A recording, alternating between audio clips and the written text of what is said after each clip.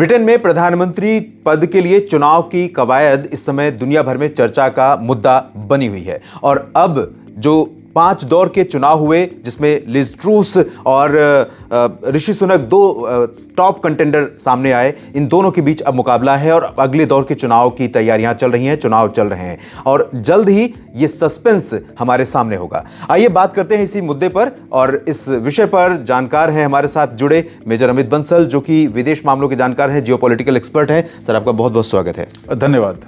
तो पहला सवाल मेजर अमित बंसल से मैं ये करूंगा कि लिज ट्रूस और ऋषि सुनक के बीच मुकाबला है और अब चूंकि सांसदों के जो वोट पड़ने थे उसमें ऋषि सुनक ने तो बाजी मार ली, लिज ट्रूस दूसरे नंबर पर रही, लेकिन अब बारी आई है ग्रास रूट के वर्कर्स की, जो एग्जीक्यूटिव मेंबर हैं कंजर्वेटिव पार्टी के।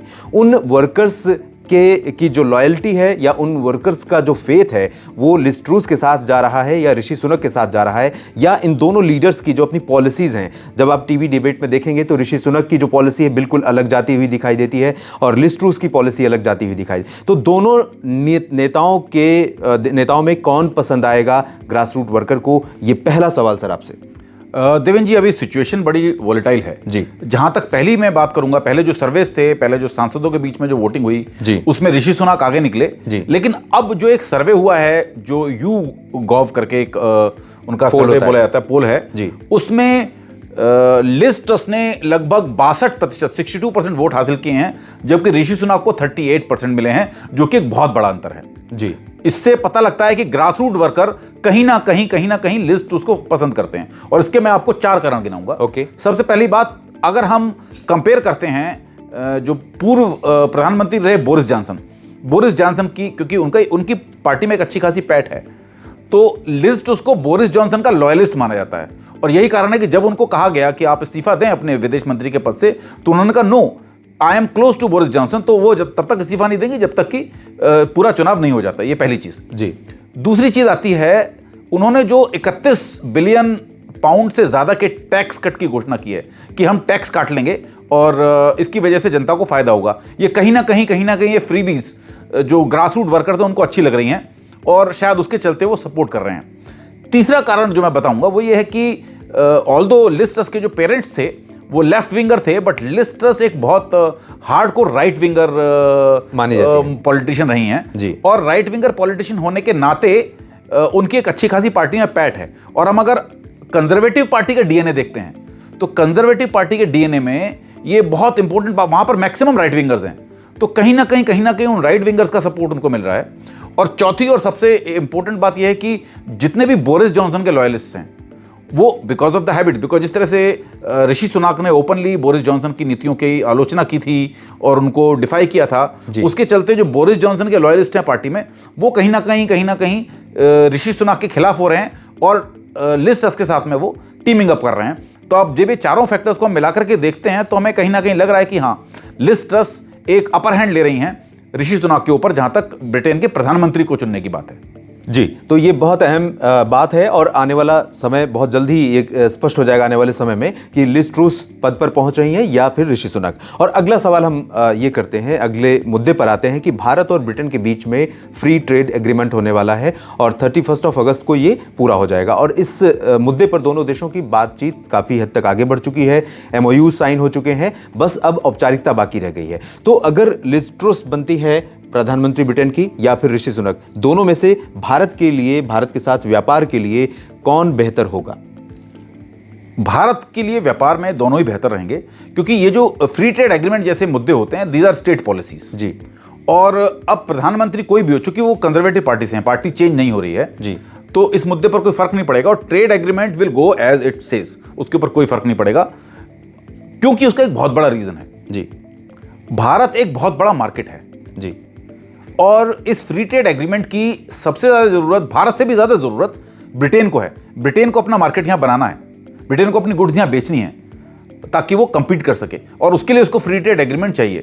तो अगर शायद ही ब्रिटेन का कोई ऐसा प्रधानमंत्री होगा जो सुसाइडल टेंडेंसीज रखता होगा, वो इस फ्री ट्रेड एग्रीमेंट के अगेंस्ट जाएगा, क्योंकि कहीं ना कहीं ये एग्रीमेंट पूरी तरह से ब्रिटेन के इंटरेस्ट में है जी। तो चाहे ऋषि सुनक प्रधानमंत्री हो या लिज ट्रस प्रधानमंत्री हो, ये agreement it will go as it says, there will be no effect on the relations with India, there will be no effect on free trade agreement with India. जी, तो ये बहुत इंपॉर्टेंट बात है कि कोई भी बने, चाहे ऋषि सुनक, लेकिन ऋषि सुनक अगर प्रधानमंत्री बनते हैं तो निश्चित रूप से जिस तरह से भारत में उनके रेस में आगे रहने पर उत्साह बना हुआ था, अगर जनता या अगर कंजर्वेटिव पार्टी का जो एग्जीक्यूटिव वर्कर है वो अगर वोट नहीं करता है ऋषि सुनक के पक्ष में, तो भारत के लोगों के लिए ये बहुत इमोशनल विषय होगा, क्योंकि काफ़ी दिनों से इस बात की चर्चा हो रही थी कि भारतवंशी ब्रिटेन की कुर्सी पर बैठने जा रहा है, उस ब्रिटेन की कुर्सी पर जिस ब्रिटेन ने भारत को दशकों तक गुलाम बनाकर रखा था। जी हाँ, ये एक साइकोलॉजिकल फैक्टर हो सकता है और भारत के लिए गर्व का विषय रहेगा कि एक भारतवंशी ब्रिटेन की कुर्सी पर बैठे। लेकिन जहां हम एग्जीक्यूशन की बात करते हैं, जहां हम पर्सनल रिलेशंस की बात करते हैं, जहां हम बायलैटरल रिलेशंस की बात करते हैं, उसमें किस तरह का प्रभाव डालेगा ये एक बड़ा प्रश्न है। मैं एक आपको एग्जांपल दूंगा। एक और भारतवंशी थे श्रीमान दिलीप सिंह जी, जो कि अमेरिका के डेप्यूटी नेशनल सिक्योरिटी एडवाइजर थे जी। पिछले दिनों जब S-400 की बात आई तो वो भारत में आए और उन्होंने काफ़ी कड़े शब्दों में, बहुत ही गंदे शब्दों में, बहुत ही एक जिसको गिरे हुए शब्दों में उन्होंने भारत को एक वार्निंग दे डाली। भारतवंशी होने के बावजूद तो भारतवंशी होना ये क्राइटेरिया नहीं है, आपको भारतीयता आनी भी चाहिए जी। और ऋषि सुनक कितनी भारतीयता समझ पाते हैं ये अभी आने वाले समय में ही पता चल पाएगा। लेकिन वैसे अगर ऋषि सुनक की इमेज को देखें तो ऋषि सुनक ने जब वित्त मंत्री पद की शपथ ली थी तो गीता पर हाथ रख कर ली थी, और साथ में ये भी कहा जाता है कि उनकी टेबल पर गणेश भगवान की मूर्ति होती है। ये चीज़ें छोटी छोटी चीज़ें हैं जो भारत के लोगों को उन्हें अपने आप से जोड़ता हुआ दिखाई देती हैं। तो ऋषि सुनक प्रधानमंत्री की रेस में थोड़ा सा पिछड़ते हुए नजर आ रहे हैं, और क्योंकि लिज ट्रस ने वो दांव चला है जो शायद ऋषि सुनक के पक्ष में बिल्कुल नहीं है। जी हाँ, एक और मैं दो मुद्दे आपने छेड़े थे। हाँ। एक तो राइट विंगर का मुद्दा आपने छेड़ा, दूसरा आपने बहुत अहम बात कही कि बोरिस जॉनसन की जो लॉयलिस्ट ये रही है खुद लिज ट्रस, और बोरिस जॉनसन के जो लॉयलिस्ट हैं एग्जीक्यूटिव मेंबर, वो डेफिनेटली लिज ट्रस की तरफ जाते हुए दिखाई। जी हाँ, एक और बात मैं कहूंगा देवेंद्र जी। एक जब राजनीति में आप रहते हैं तो राजनीति में एक बहुत बड़ा फैक्टर होता है जिसको हम बोलते हैं इमेज बिल्डिंग जी। तो जहां इमेज बिल्डिंग की बात आती है, इमेज पर्सोनिफिकेशन की बात आती है, उसमें लिज ट्रस कहीं ना कहीं ऋषि सुनक से आगे निकलती है नजर आ रही हैं। पिछले दिनों उनका एक फोटो वायरल हुआ था जिसमें वो टैंक में फोटो खिंचवा रही थी, और इट वाज एज लाइक जैसे कि मार्गरेट थैचर ने पहले खिंचवाया था। तो कहीं ना कहीं अपने आप को मार्गरेट थैचर से कंपेयर कर रही हैं, उनके इक्वल अपने आप को रखना चाह रही हैं, और ब्रिटेन की जनता को बताना चाह रही हैं कि हाँ, मैं आपके ज़्यादा करीब हूँ। जिस प्रकार से मार्गरेट थैचर काफ़ी तरह से ग्रास रूट लेवल की बात करती थी, किस प्रकार से वो ब्रिटेन के एक आम आदमी के बारे में बात करती थी, उसी प्रकार से जो ब्रिटेन टैक्स कट की बात कर रही हैं, 31 बिलियन पाउंड के जो टैक्स कट की उन्होंने बात की है, वो भी कुछ इसी तरह का मुद्दा है।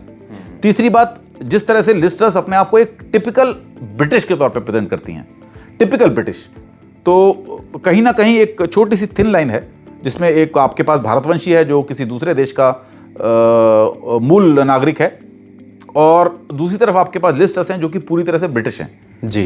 तो ये भी एक वॉल है जो कि कहीं ना कहीं खिंची नजर आ रही है।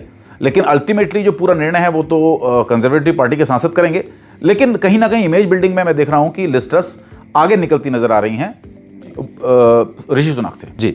अगर हम ऋषि सुनक के राजनीतिक करियर की बात करें तो 2012 से पिछले 10 वर्षों से अगर वर्तमान सरकार में जितने भी मंत्री रहे या बोरिस जॉनसन प्रधानमंत्री, तो इन सभी में सबसे ज़्यादा लंबे समय का कार्यकाल उनका रहा, और 3 प्रधानमंत्री देखे लेकिन वो लगातार मंत्री रहीं। और अब जिस तरह की परिस्थितियां डेवलप हो रही हैं उससे ऐसा लग रहा है कि ऋषि सुनक पिछड़ सकते हैं और लिज ट्रस प्रधानमंत्री के पद पर पहुंच सकती हैं। क्या होगा अपडेट, हम लगातार देखते रहेंगे, नजर रखेंगे और अपने दर्शकों के साथ इस पर चर्चा के लिए जुड़ते रहेंगे। आप बने रहिएगा देश और दुनिया की तमाम खबरों के लिए India.com के साथ। हमारा YouTube चैनल भी सब्सक्राइब करना ना भूलें।